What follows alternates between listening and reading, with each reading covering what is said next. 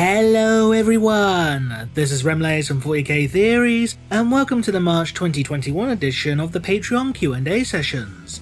As always, if you would like your questions answered, then click the link in the video description below and help support the channel by becoming a patron.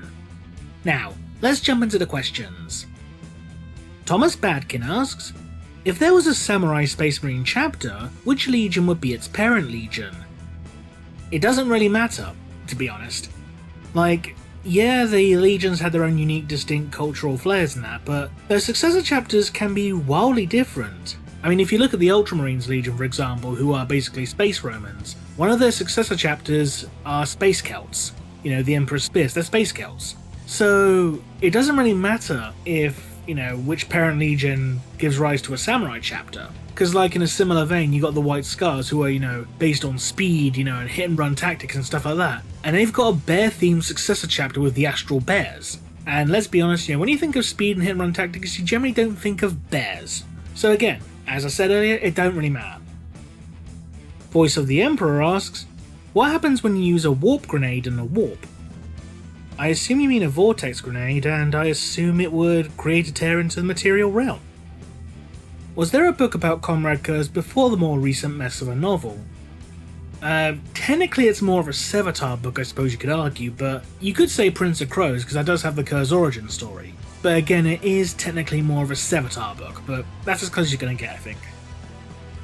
Griffin of Might asks, are there any Xenos races that the Imperium tolerates and allows to live within its territory? And I don't mean the non-aggression pact with the Inari or the Jakero. There are instances where the Imperium does encounter worlds with Xenos populations within its boundaries, and from what certain pieces of old lore do state, if a world has not progressed beyond a certain point, the Imperium will generally just cordon off that world to prevent them from leaving, so basically it's like contain a potential threat in the future kind of thing. So I suppose that's about as close as you're going to get. Could there be Xenos that worship the Emperor in some way? I suppose anything's possible. It seems rather unlikely, but not entirely impossible. Given that the warp connects to all realms including the Old World and Age of Sigmar, it's not the Old World was just the old continent with the Empire and the Southlands, and that the New World was Lustria and Nagaroth, and Sigmar was said to have been a human who became a god, is it possible in 40k for a mortal to become a god? Well, you do have instances of humans ascending to demonhood, so it is theoretically possible. In fact, I do recall some bits of lore that state that if Azagaram actually finds the location of the Black Library, he will have the knowledge to become a god. Now whether this is literal or hyperbolic is a different matter entirely, but I think that's about as close as you're going to get at this point. Angorous Angel asks, with the Tower God of the Greater Good being birthed within the Warp, do you think that the Tower will have a chance to have their own dedicated Warp entities similar to the Legion of the Damned, Living Saints, and Demons? At this particular point in time, probably not, considering how weak it generally is at this point. In the future, if it continues to grow in power, then yeah, it's potentially possible. But at this point in time, I can't imagine it having more than maybe one, because if you look at Iniad, which is like the nascent god of the dead for the Eldari, that only has one quote-unquote demonic entity for it, which is the Incarnate, which is its avatar. And considering that's, been born from dying Eldari over the course of millions of years, thousands of years rather, or whatever, an extremely long period of time in either case, and that's only given birth to one demon, or one demonic-like entity, I can't imagine the Tower God of the Greater Good having any kind of entities for it as of yet in time. In the future, it's a very high probability that it can happen, yeah, but at this point in time, probably not. Pentadeuce asks, given that human DNA can form a quadruple helix, does this add greater credence to a human Eldar hybrid? I'll be honest, my knowledge of genetics is so limited, so I can't really answer this, I'm sorry. Brent Feast asks, is there a fantasy equivalent to Daka? I honestly don't know, sorry. Have there been any instances of infighting within the Tau Empire other than the Farsight Enclaves? Technically yes, with the Fourth Sphere expansion, because the Fourth Sphere expansion Tau started attacking their own alien auxiliaries, so I suppose that's the closest you're going to get, I think, aside from, the whole historical event of the Montau, the Death Age, which ended only when the Ethereal showed up. But I think the Fourth Sphere expansion, at least I think it was the Fourth Sphere, I think that's the closest non-Enclave equivalent we have so far. How do you think GW is doing at making Necrons the main antagonists rather than Chaos? Necrons are the main antagonists? It's my response.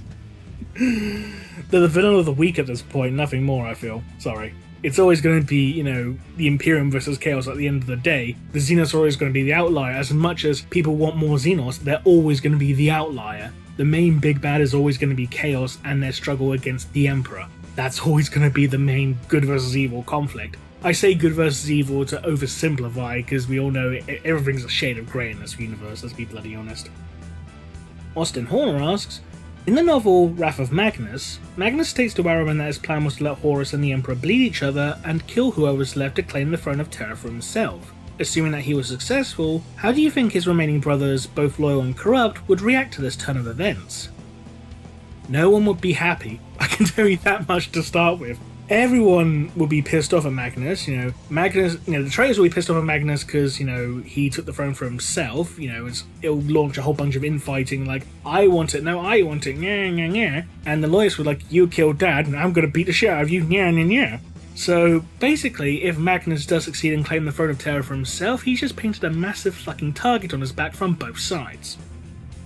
Chief Surgeon asks, it's been noted that Special Guardsmen have been recruited by Space Marines after proving themselves.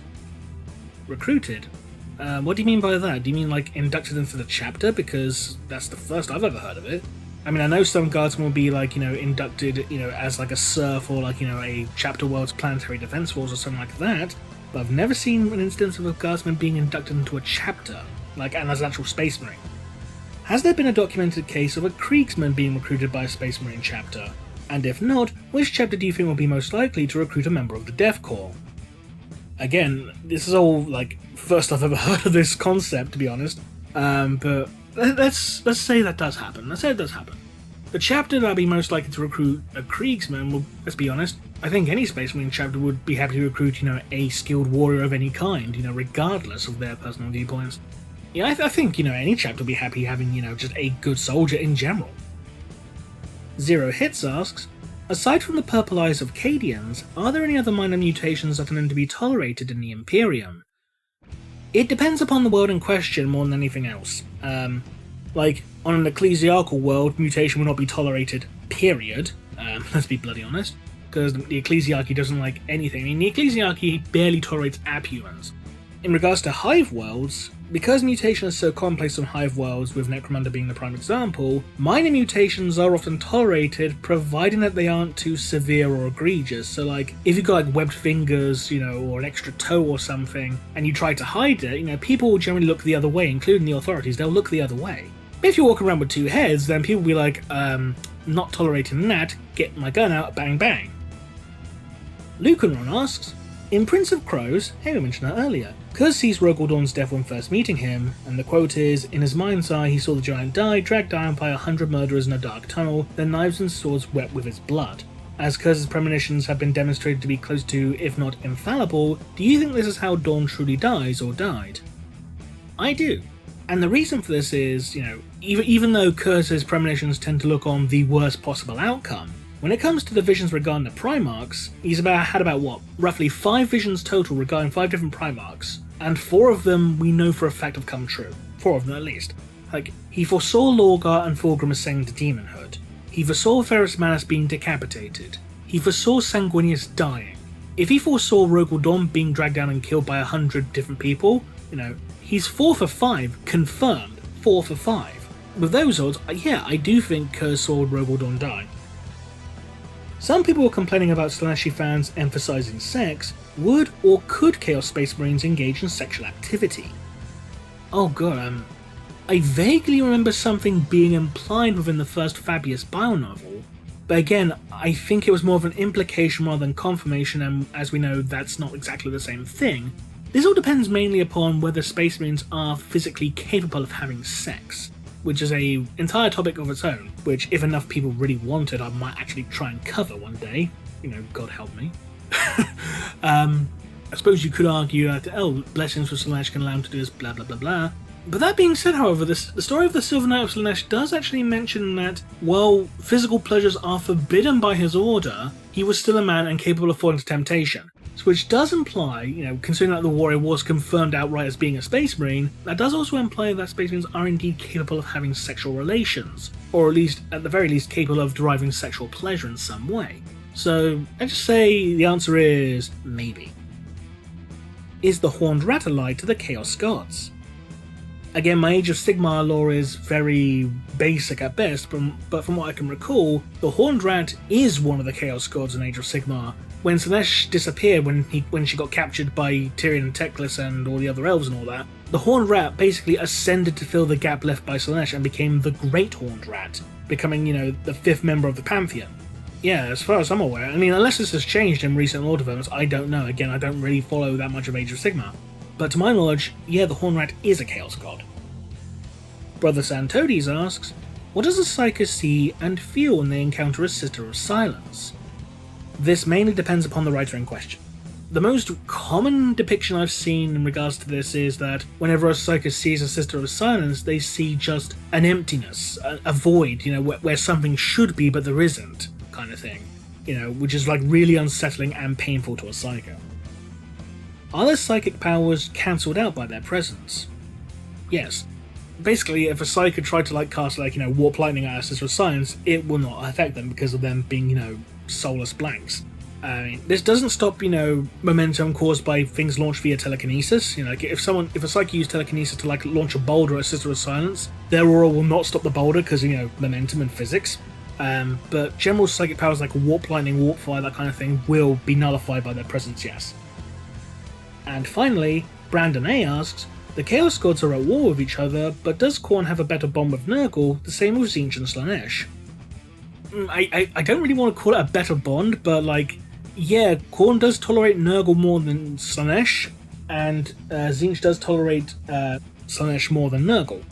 This is mainly because Khorne, Slaanesh, and Tzeentch and Nurgle are diametrically opposed to one another in ideology. Like, for example, in Khorne it's about, just, kill them, kill, and sometimes honor, depending on your source. Whereas Slaanesh is about perversity and depravity and tortures, taking excess, and humiliation and stuff like that, in some sources. Whereas Tzeentch and Nurgle is about eternal change, and Nurgle is about stagnation, again, two diametrically opposed concepts. Which is why they don't like each other as much, so by that stretch alone, yeah, Khorne tolerates Nurgle more than Slaanesh, and Tzeentch tolerates Slaanesh more than Nurgle. And that concludes this edition of the Patreon Q&A sessions. As always, if you would like your questions answered, or at least attempted to be answered, then click the link in the video description below and help support the channel by becoming a patron. Until next time, this has been Remlays from 40k Theories, and we'll see you again soon. Bye bye!